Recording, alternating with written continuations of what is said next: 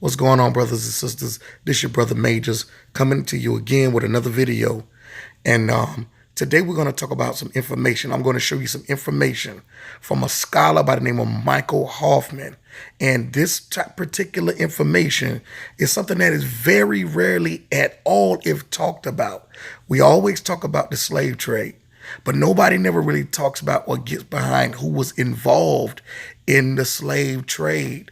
Okay, many don't even talk about the sub-Saharan slave trade that consisted of the Arabs' involvement.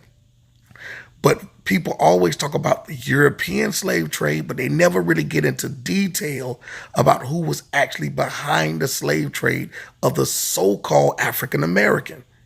And it was the Jewish man who was involved in the funding and the ships and everything, because they knew there was a cover-up that needed to take place. Check it out.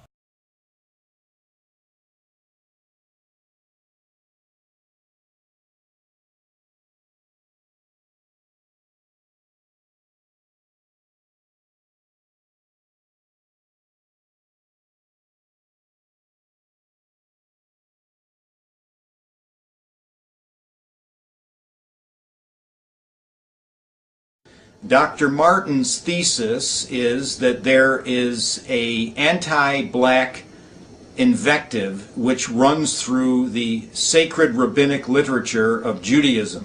That is not to say that it runs through the literature of the Bible. That is not to say that it runs through the literature of the Bible. That is not to say that it runs through the literature of the Bible. That is not to say that it runs through the literature of the Bible. Why is that? Because as a scholar and a historian, what Michael Hoffman is telling you is all throughout the Bible is dealing with the dark races. All throughout the Bible. He knows as a scholar that he's about to separate and distinguish between the rabbinical teachings of the rabbis of the Jewish community, as well as the Hebrews and the prophets of the Hebraic community. He's about to distinguish the difference and lay the foundation between the two.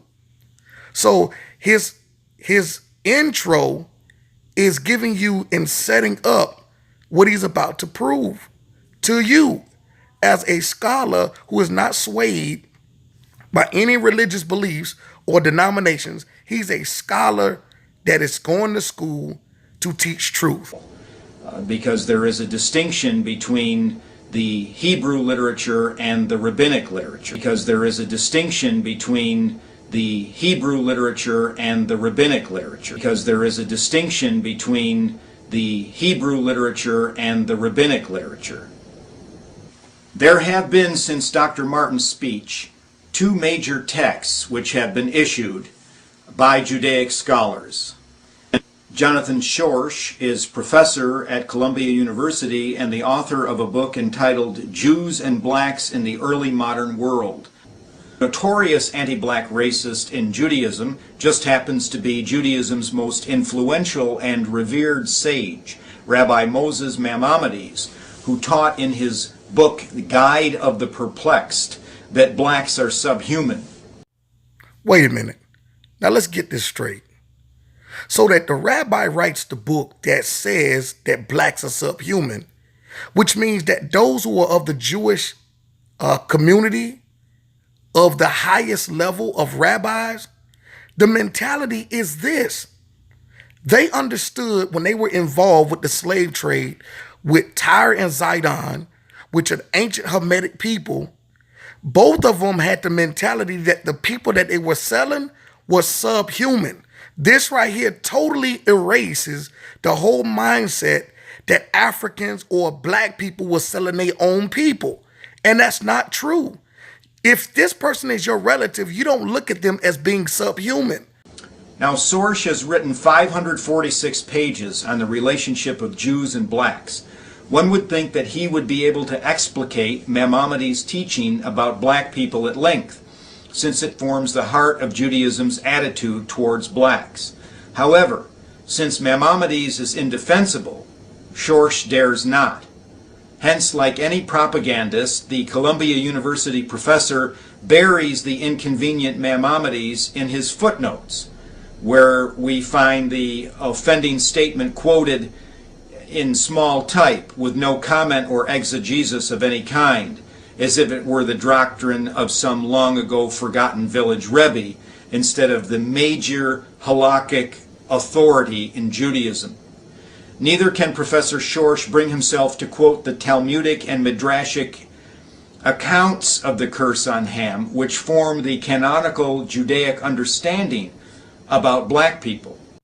So according to Michael Hoffman, as well as Judaic literature, it's the notion or the mentality, not within the scriptures, but within the Judaic teachings, that Ham is cursed.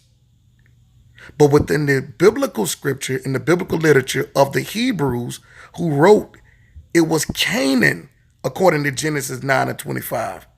So when we adapt or we embrace the teachings that Ham was cursed, even though we aren't Hamitic people, and it still doesn't line up with scripture. So anybody who's teaching and following that notion or understanding, it's from the rabbinical teachings and not the Bible. Let's continue. By shying away from a confrontation with these texts, he does little to dispel the critique of Tony Martin and others. Professor Martin quotes these anti-black rabbinic teachings during the speech which you are about to see. How can M.A.J.O.R.S claim to debunk the Martins of the world when he can't even bring himself to confront the problem sacred Judaic texts?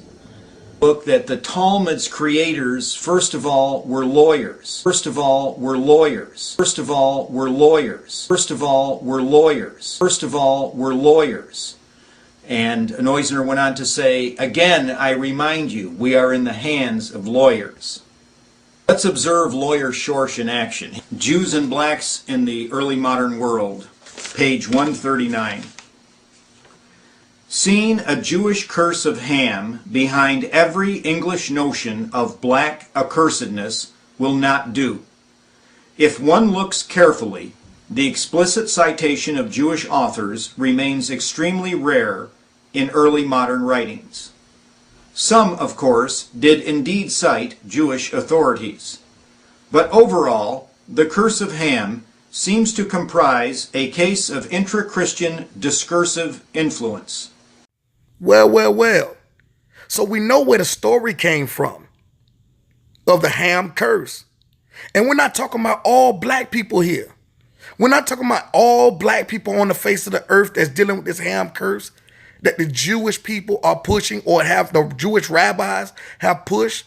This is how it got into your churches. This is how it got into your seminary schools. This is how it got into the earth, period, of dealing with so-called African Americans and Negroes in America by being cursed.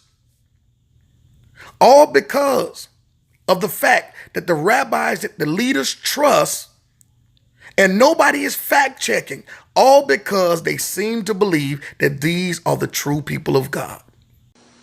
The Jewish Bible having been claimed as a Christian text already long before the medieval period, early modern Christian authorities continued to make use of it as a component of the Christian canon, as a component of the Christian canon, as a component of the Christian canon, as a component of the Christian canon. And that's a quote from Jews and Blacks in the Early Modern World by Jonathan Schorsch, published by the Cambridge University Press. It seems as though everybody know what time it is. All the biblical scholars know what time it is. When will you figure it out? Do you even care?